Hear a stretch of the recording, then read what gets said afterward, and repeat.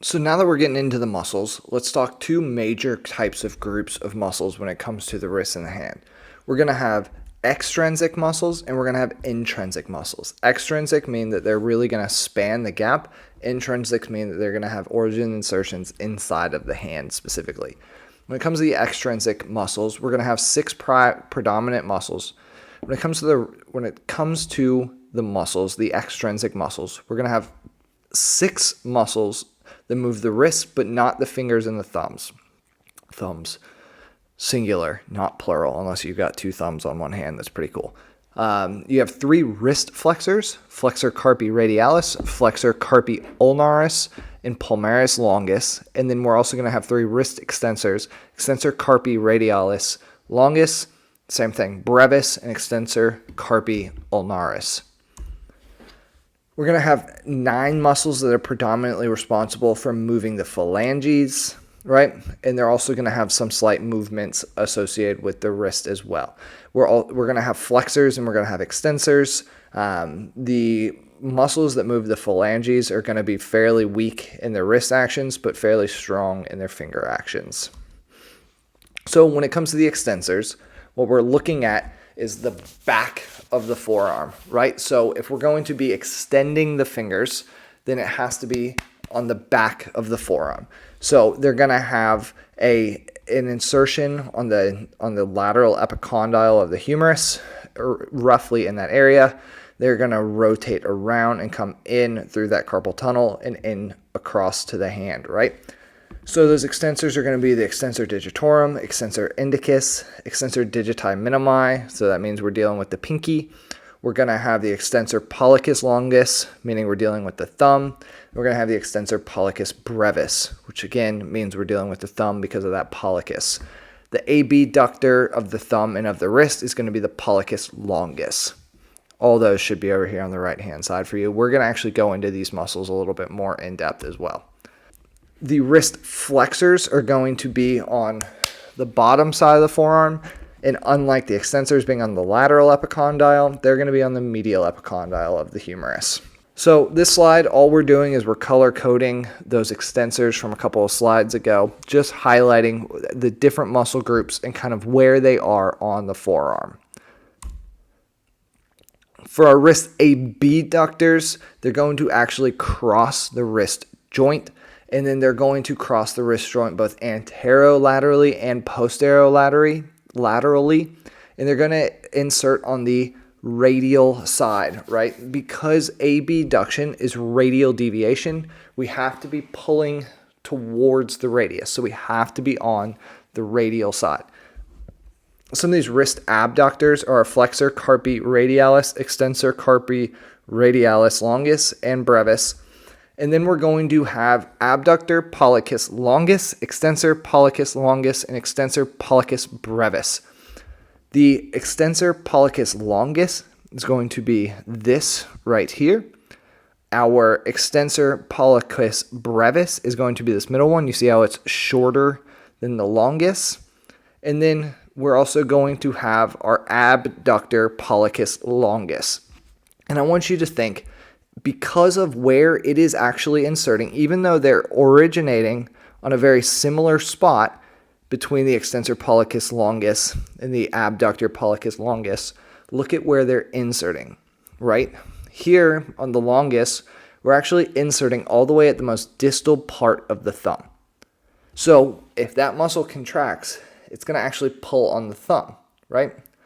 If we have the Abductor Pollicis Longus, and we're pulling from here, it's going to pull that MCM joint, right? It's going to be pulling that saddle joint and affecting that saddle joint specifically. So now our intrinsic muscles are going to have origins and insertions in the bones of the hand, right? So they're going to be past the wrist and be specifically inside of the hand. On the radial side of things, on that outside, if we're in the anatomical position, we're going to have the opponens pollicis meaning thumb, abductor pollicis brevis, flexor pollicis brevis, and adductor pollicis. On the ulnar side of things, we're going to have muscles affecting the little finger. We're going to have the opponens digiti minimi, abductor digiti minimi, and flexor digiti minimi brevis. And again, digiti minimi just means that we're dealing with the small finger. We're dealing with the pinky finger. For the remainder of the hand muscles that are intrinsic, which is about 11 of them, we're going to have 4 lumbricals. We're going to have 3 palmar interossi, and we're going to have 4 dorsal interossi. We're going to talk about all of this again in a couple of minutes. That's why we're just flying through these really quick, all right? For our wrist flexors, we're going to have predominantly flexor carpi radialis, flexor carpi ulnaris, palmaris longus, and then our wrist and phalangeal flexion, meaning it crosses across the wrist and goes all the way into the fingers, right? It's going to be the flexor digitorum superficialis, flexor digitorum profundus, and flexor pollicis longus. So it's actually going to span the wrist joint because it has wrist flexion, and it's going to go all the way into the fingers or into the phalanges. For our wrist extensors, right? So these are going to be our extrinsic muscles still. They're going to be our extensor carpi radialis, our extensor carpi radialis brevis, extensor carpi ulnaris. We're going to then have our wrist and phalangeal extension, just like we had wrist and phalangeal flexion. We're going to have our extensor digitorum, extensor indicus, extensor digiti minimi, I'm counting it, it's probably confusing you, extensor pollicis longus, extensor pollicis brevis, and our abductor pollicis longus. So let's talk specific muscles now, right? Our flexor carpi radialis muscle. It's going to originate on the medial epicondyle of the humerus, and it's going to insert on the base of the second and third metacarpals on the anterior palmar side of things. So that means if we're going to be starting on the medial epicondyle of the humerus, we're going to be rotating across the inside of the forearm and then inserting on the second and third metacarpals. So what would you expect to happen? Well, one, it's crossing the wrist, so we're going to have flexion of the wrist, right? Because we're spanning the wrist, we're going to induce that flexion. We're going to also have a weak abduction of the wrist because of the directionality of the pull of the muscle. And we're going to, because it's spanning the elbow, because it's actually crossing across the elbow, we can move the elbow joint some, not a ton, but we are going to have some slight flexion associated with it. The palmaris longus is again going to be predominantly a wrist flexor, and it's going to have, again, weak elbow flexion because it spans the elbow distance, or it spans the elbow joint. It's going to originate on the medial epicondyle of the humerus. It's a flexor, it's where most of the wrist flexors are going to originate. And it's going to insert in the palmaris aponeurosis of the second, third, fourth, and fifth metacarpals. So if you remember, aponeurosis is like a tendinous sheath, right? So we have it in our lumbar, we have it across our abdominis. It's this, you have the same thing in the hand. If we were to cut your hand open right now, it looked like like big white tendinous sheath, if you will. And that's going to be the aponeurosis. So that palmaris longus, if you listen to the name, it's a long palm muscle. It's going to span all the way across the elbow and then insert down in that palmar aponeurosis. So that's going to induce a wrist flexion motion. Our flexor carpi ulnaris muscle is going to be responsible for wrist flexion again. So if it's wrist flexion, we can go ahead and at least start assuming that it's probably going to be on the medial epicondyle of the humerus. It's also going to have on the posterior aspect of the ulna it's going to have a kind of a banded origin on the medial. It's going to kind of have like a banded origin on the posterior aspect of the ulna, and that's why it gets this name, flexor carpi ulnaris, because of the ulnar origin here. It's going to be responsible for adduction of the wrist, which is ulnar deviation, as well as a weak flexion of the elbow. So it's this muscle right here, right? So it's the muscle that you feel right here. Flexor carpi ulnaris is going to insert on the pisiform hamate as well as on the base of the fifth metacarpal. And so what that means is that as it spans the wrist joint, it's going to actually pull the hand into ulnar deviation or into adduction, right? Our extensor carpi ulnaris muscle is going to have an origin on the lateral epicondyle of the humerus because it's an extensor, as well as a origin on the posterior border of the ulna, similar to the flexor carpi ulnaris, but this time, because it's on the lateral epicondyle, it's going to be an extensor. It's going to wrap across the back of the forearm, and it's going to be responsible for adduction of the wrist as well as weak extension of the elbow. And if you think about it, where is it? It's going to be pulling, if we're going from the lateral epicondyle across and inserting on the outside of the hand. When that muscle contracts, it's going to actually pull the hand this way, right? Because it's crossing across, it'll pull the hand here. And if you want, you can go ahead and put your hand on the back of your forearm. Because it's an extensor, you can actually feel as you go through adduction as well as you go through extension of the wrist. You can feel those muscles fire. Our extensor carpi radialis brevis, it's a mouthful, huh? Is going to have an origin on the lateral epicondyle of the humerus, and it's going to actually insert on the base of the third metacarpal. And what it's going to be responsible for, because it's spanning the wrist joint and going across the back of the arm, it's going to be an extensor. And again, the extensor, because it's on the lateral epicondyle of the humerus. With the position that it is in, and because of where it comes through at the wrist, it's actually going to be responsible for abduction, and it's or radial deviation, right? Our extensor carpi radialis longus is going to be responsible for none other than extension based on the name, right? It's going to originate on the distal 1/3 of the lateral condylar ridge. So it's going to actually originate up above the lateral epicondyle and on the lateral epicondyle of the humerus. And it's going to insert on the base of the second metacarpal. And with it doing this, it's going to result in extension, but it's also going to be pulling on this side of the hand and causing radial deviation or abduction. Our flexor digitorum superficialis is going to be responsible for flexion of the fingers at the metacarpophalangeal and proximal interphalangeal, or the PIP joints. It's going to have an origin on the medial epicondyle of the humerus. It's going to have a origin on the ulnar head as well as on the radial head.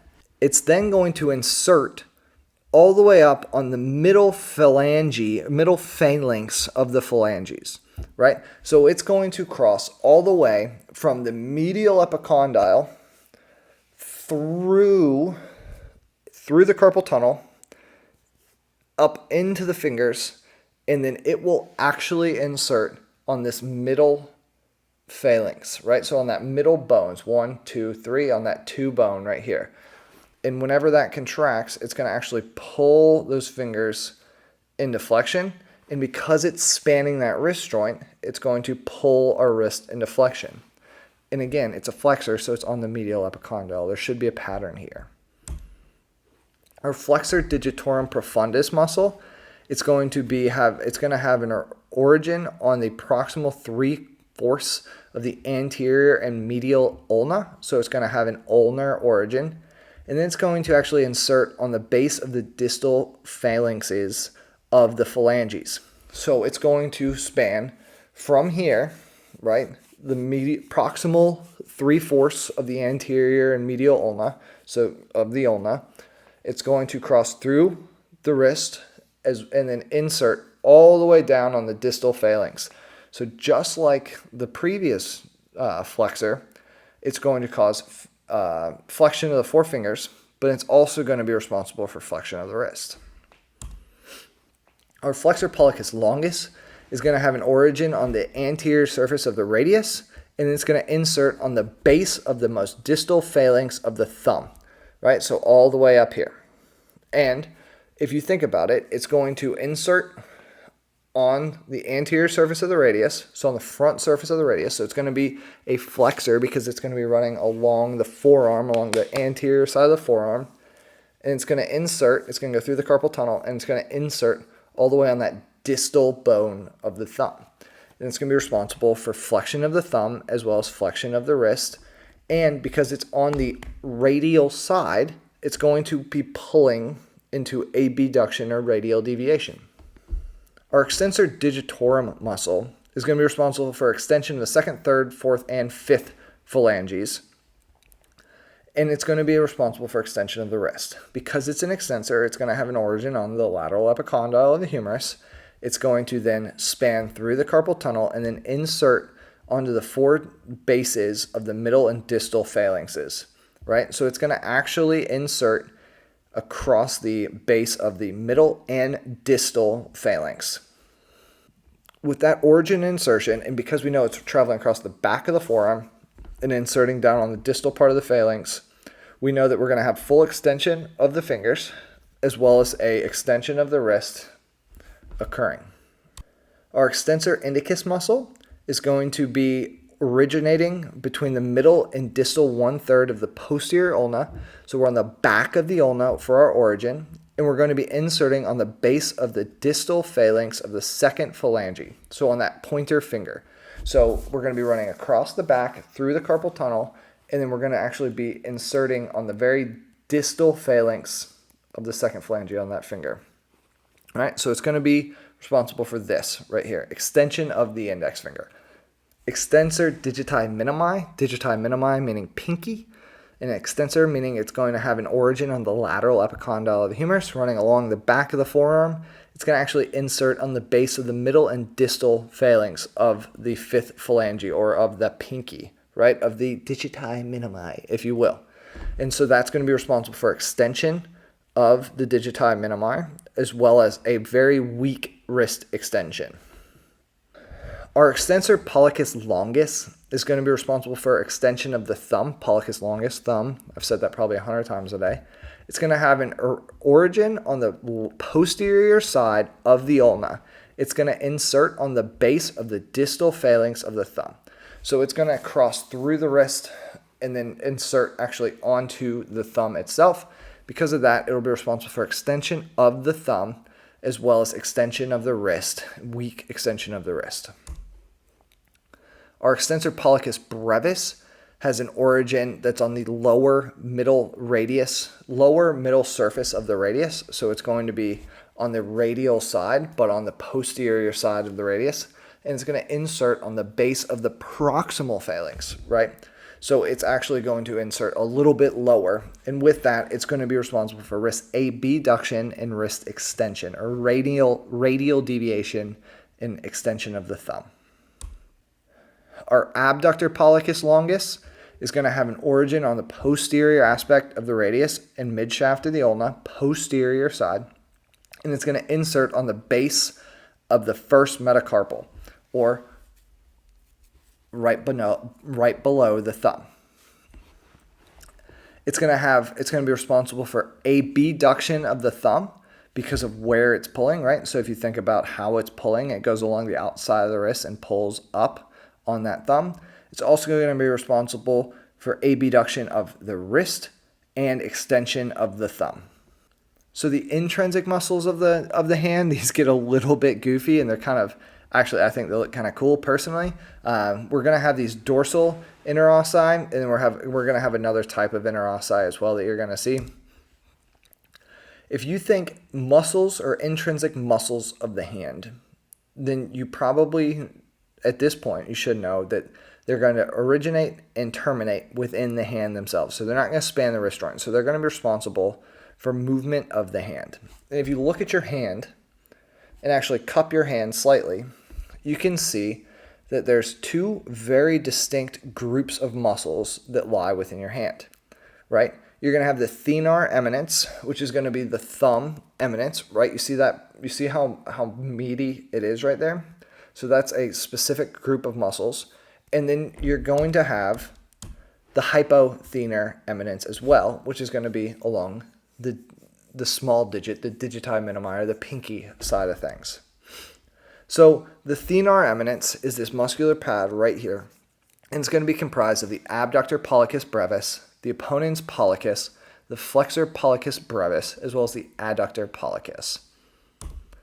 Our hypothenar eminence is going to be along the pinky side or along the ulnar side.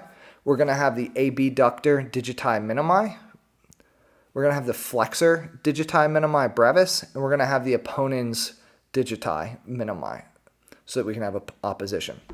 We're also going to have some intermediate muscles within the hand that are going to be lying within the palmar side or within the inside or within the back half of the fingers as well. We're going to have 3 palmar interossi. We're going to have 4 dorsal interossi, so along the back, and we're going to have 4 lumbrical muscles. One of the unique things about humans is that we have an opposable thumb. And because of this opposable thumb, because of this saddle joint, we're actually going to have a specific set of muscles that are going to act exactly on that saddle joint. And those 4 muscles that are going to act on the CMC joint, or that saddle joint, are going to be the opponens pollicis, which allows for opposition in the thumb metacarpal, right? So it's giving us the ability to have opposition. We're going to have the abductor pollicis brevis and flexor pollicis brevis that are going to be responsible for abducting the thumb. We're going to have the flexor pollicis brevis that's going to flex the thumb. We're going to have the adductor pollicis, which is going to adduct the thumb. And we're going to have the flexor pollicis brevis and adductor pollicis that are going to be flexing the proximal phalanx of the thumb. So the figures on this slide are a little bit out of order, and I apologize. It's what happened whenever I was making the slideshow on accident. So our 3 palmar interossi are going to be down here on the right-hand side, on the lower right-hand side of this slide. And they're going to be responsible for adduction of the 2nd, 4th, and 5th phalange. So if you look, this is going to be the middle finger right along here. We're going to have our thumb here, our 2nd phalange, our 3rd phalange, our 4th phalange, and our 5th phalange. So these palmar interossi are going to be responsible for adduction of the 2nd, 4th, and 5th phalange. So they're going to actually pull the fingers back in, right? So because of the fact that we're talking midline for adduction and abduction, that's why they're on opposite sides of the muscle or of the finger. So we're going to be bringing the 2nd digit, we're going to be bringing the 2nd phalange back towards the middle, as well as the 4th and the 5th back towards the middle. We're going to have 4 dorsal interossi, which are going to be located here, 1, 2, 3, and 4. And they're going to be responsible for flexion and abducting the middle and ring fingers. They're also going to help with extension of the middle and distal phalanx as well. In addition to the interossi, we're going to have 4 lumbricals. They're going to be responsible for flexing the index, the middle finger, the ring finger, as well as the little finger or the digiti minimi in their proximal phalanx. So these right here, right? So they're going to be located in here. We're going to extend the middle and distal phalanx of the index, middle, and ring finger as well. After all that, you should be starting to grasp where some of these muscles are located, where they're originating, where they're inserting, as well as what actions they're responsible for. This is going to be a really good time to start making tables that are going to say muscle name, origin, insertion, and action, so that you should be able to fill those tables out if I give you a specific movement pattern. So if we're going through wrist abduction, you should be able to list out all the muscles associated with it, their origin, insertion, as well as the action of the adduction or the abduction.